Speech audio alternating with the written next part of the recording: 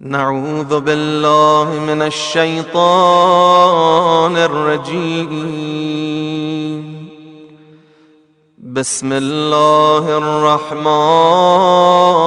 الرحيم.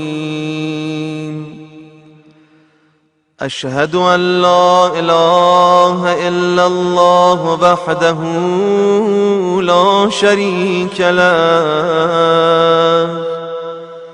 وأشهد أن محمدًا عبده ورسوله.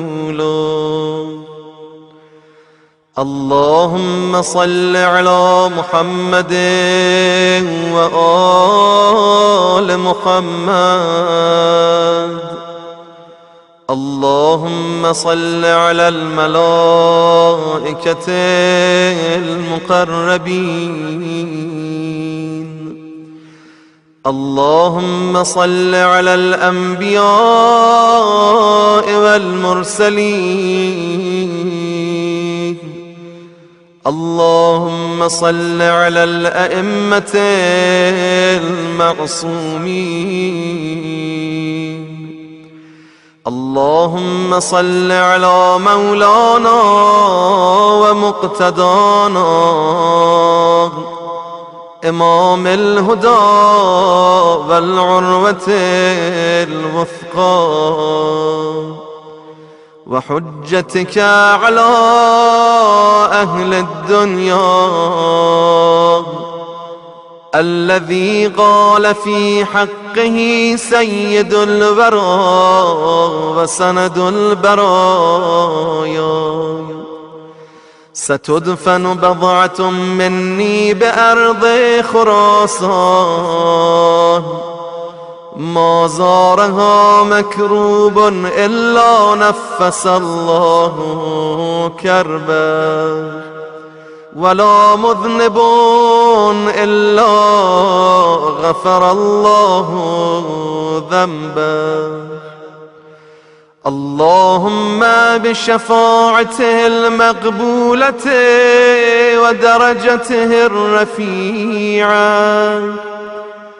أسألك أن تنفس به كربي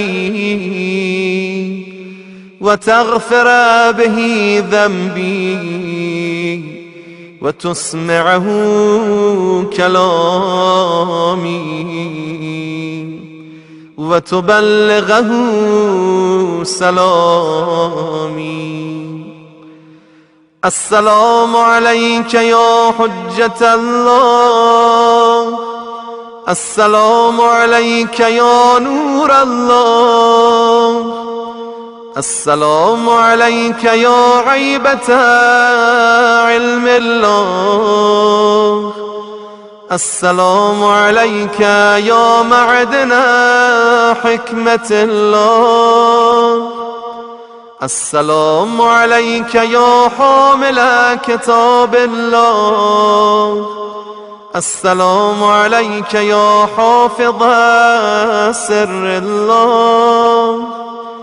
أنت الذي قال فيك قاتل الكفرة وقامع الفجر علي أمير المؤمنين ووصي رسول رب العالمين، صلوات الله وسلامه عليه. سيقتل رجل من ولدي بأرض خراسان بالسم ظلما، اسمه اسمي واسم أبيه، اسم ابن عمران موسى. ألا فمن زاره في غربته غفر الله له ذنوبا ما تقدم منها وما تأخر، ولو كانت مثل عدد النجوم وقطر الأمطار وورق الأشجار. مولاي مولاي ها أنا واقف بين يديك وذنوبي مثل عدد النجوم وقطر الأمطار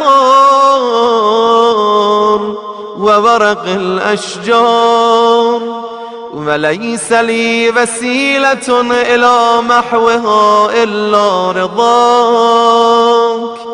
مولاي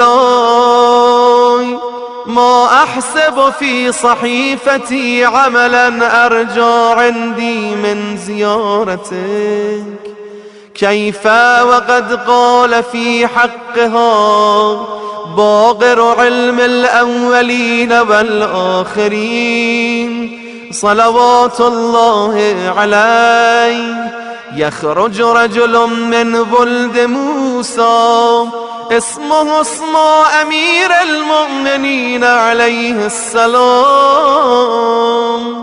فيدفن بأرض خراسان. من زاره عارفا بحقه أعطاه الله أجر من أنفق من قبل الفتح وقاتل. فأتيتك زائرا لك عارفا بحقك عالما بأنك إمام مفترض الطاعة غريب شهيد، راجيا بما قاله الصادق عليه الصلاة والسلام: يقتل حفدتي بأرض خراسان في مدينة يقال لها طوس.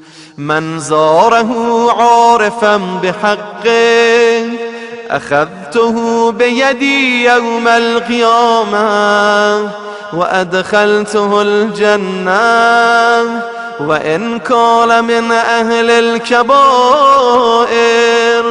قيل له ما عرفان حقه، قال العلم بأنه إمام مفترض الطاعة غريب شهيد. من زاره عارفا بحقه أعطاه الله أجر 70 شهيدا ممن استشهد بين يدي رسول الله صلى الله عليه وآله. يا ابن رسول الله، يا ابن أمير المؤمنين، أبتغي بزيارتك من الله تعالى غفران ذنوبي وذنوب والدي والمؤمنين والمؤمنات، وأسألك الإتيان الموعود في المواطن الثلاث عند تطائر الكتب وعند الصراط وعند الميزان. وقلت وقولك حق: إن شر ما خلق الله في زماني يقتلني بالسم ثم يدفنني في دار مضيعة وبلاد غربة. ألا فمن زارني في غربتي كتب الله عز وجل له أجر 100,000 شهيد و100,000 صديق و100,000 حاج ومعتمر و100,000 مجاهد، وحشر في زمرتنا وجعل في الدرجات العلى من الجنة رفيقنا. الحمد لله الذي وفقني لزيارتك في البقعة التي قلت في حقها: هي والله روضة من رياض الجنة. من زارني في تلك البقعة كان كمن زار رسول الله صلى الله عليه وآله وكتب الله له ثواب 1000 حجة مبرورة و1000 عمرة مقبولة وكنت أنا وآبائي شفعاءه يوم القيامة فكن شفيعي بآبائك الطاهرين وأولادك المنتجبين. مولاي أنت الذي لا يزورك إلا الخواص من الشيعة فبحقك وبحق شيعتك نسأل الله أن تشفعني ونسأل الله أن يحشرني مع شيعتك في مستقر من الرحمة معكم أهل البيت معكم لا مع غيركم. برئت إلى الله من أعدائكم وتقربت بالله إليكم. إني مؤمن بإيابكم مصدق برجعتكم منتظر لأمركم مترقب لدولتكم عارف بعظم شأنكم عالم بضلالة من خالفكم موال لكم ولأوليائكم